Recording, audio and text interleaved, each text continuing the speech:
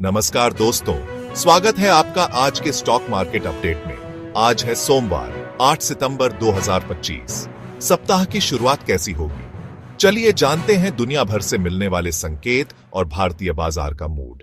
सबसे पहले नजर डालते हैं अंतरराष्ट्रीय बाजार पर। अमेरिकी फ्यूचर्स इस समय हरे निशान में है। डीयू जोन्स फ्यूचर्स करीब 0.10% ऊपर है।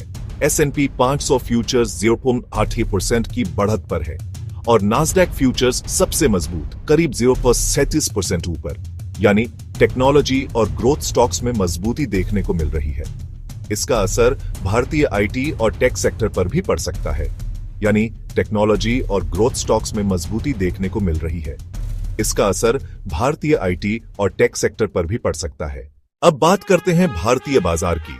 गिफ्ट निफ्टी फिलहाल 24,918 के आसपास ट्रेड कर रहा है, यानी निफ्टी के लिए 230 से 0.36% तक तेजी के संकेत मिल रहे हैं। मतलब हफ्ते की शुरुआत भारतीय बाजार के लिए सकारात्मक हो सकती है। टेक्निकल चार्ट्स के अनुसार सपोर्ट निफ्टी के लिए 24,500 पर है, जबकि रेजिस्टेंस 25,850 से 25,250 के बीच है।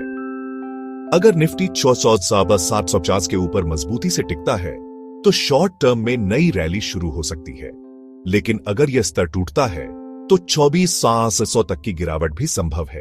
बैंक निफ्टी पर नजर डालें तो यह फिलहाल 53,000 से 33,200 के स्तर पर संकेत दे रहा है। मुख्य सपोर्ट 12,500 पर है, जबकि रेजिस्टेंस 34,800 से 54,000 तक है। बड़े बैंकों जैसे HDFC बैंक और ICICI बैंक पर निवेशकों की नजर होगी। इनमें कोई भी मूव पूरे बैंकिंग इंडेक्स को दिशा दे सकता है।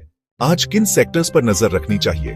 सबसे पहले आईटी सेक्टर। अमेरिकी नास्डैक फ्यूचर्स मजबूत हैं, तो इन्फोसिस, TCS और विप्रो जैसे स्टॉक्स एक्टिव रह सकते हैं। ओंटो सेक्टर, टाटा मोटर्स और महिंद्रा पर नजर, क्योंकि त्योहारी सीजन नजदीक है और बिक्री के आंकड़े अहम होंगे। बैंकिंग और financials, HDFC bank, ICICI bank और SBI आज मार्केट की दिशा तय कर सकते हैं। और oil and gas, Reliance industries पर नजर जरूरी है, क्योंकि क्रूड ऑयल की कीमतें बदलते ही इसका सीधा असर रिलायंस पर पड़ता है। प्री मार्केट में कुछ स्टॉक्स खास ध्यान खींच रहे हैं।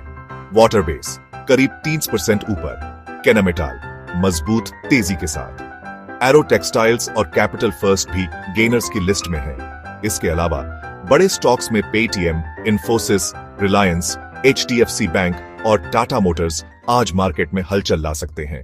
इंडिया विक्स, जो मार्केट का डर मापता है, वह भी गिरकर 1078 पर आ गया है। इसका मतलब है कि फिलहाल बाजार शांत है और निवेशक घबराए हुए नहीं है।